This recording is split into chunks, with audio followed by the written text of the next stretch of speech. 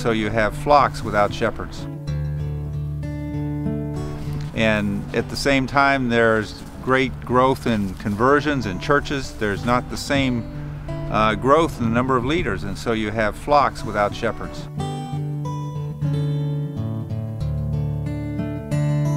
Who's going to disciple the pastors? And God brings Stacy and MentorLink with just that vision, just those tools. And we wanted each of these evangelists to have the opportunity to be mentored by a more experienced evangelist or pastor, but we didn't have the tools for communicating the vision and for giving people even an idea of how this would work. It was, in my mind, an incredible divine appointment, because here we are in Colombia wanting to see younger evangelists mentored, not knowing how we can communicate this vision and these tools to experienced pastors.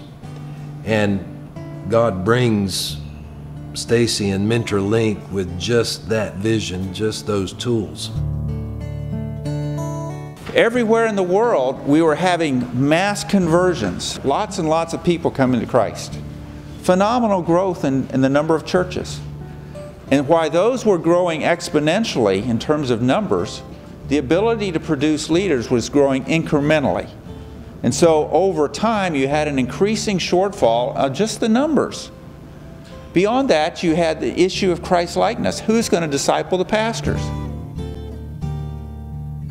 When I was told that report, I was just so excited to realize that what will happen when you've got one person really committed to this whole thing of mentoring. It's interesting how the mentoring continues to grow, and I see it as a movement.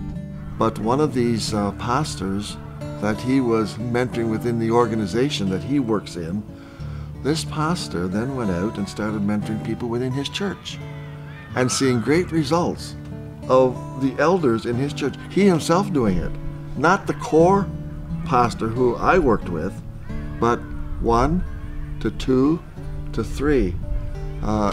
You know, the 2 Timothy 2:2 principle. But this same individual has expanded it so much that beyond his church, he has even had involvement in one of the arms of the Philippine military. And they having changes taking place in their lives as well. And that moving on into the lives of other military people. When I was told that report, I was just so excited to realize that what will happen when you've got one person really committed to this whole thing of mentoring. Leaders who lead like Jesus will come from using the methodology of Jesus, which is a mentoring model. So I began to realize that this person, Jesus, had a different leadership model than mine.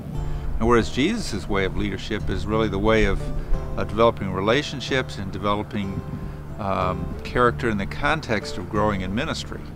Not just transmitting content and Bible knowledge, but actually life on life, sharing experiences, encouraging one another, getting into the Word together, praying with one another.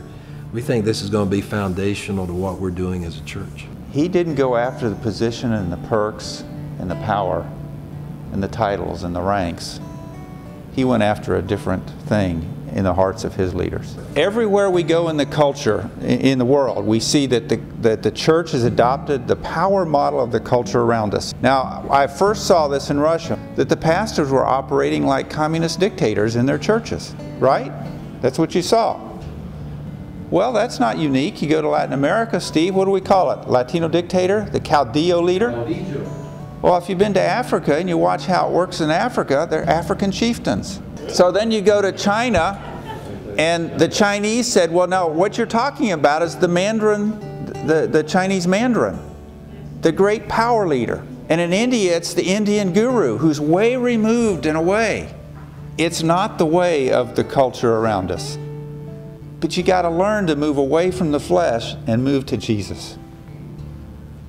And that does not come by reading a book. It comes by constant steps of repentance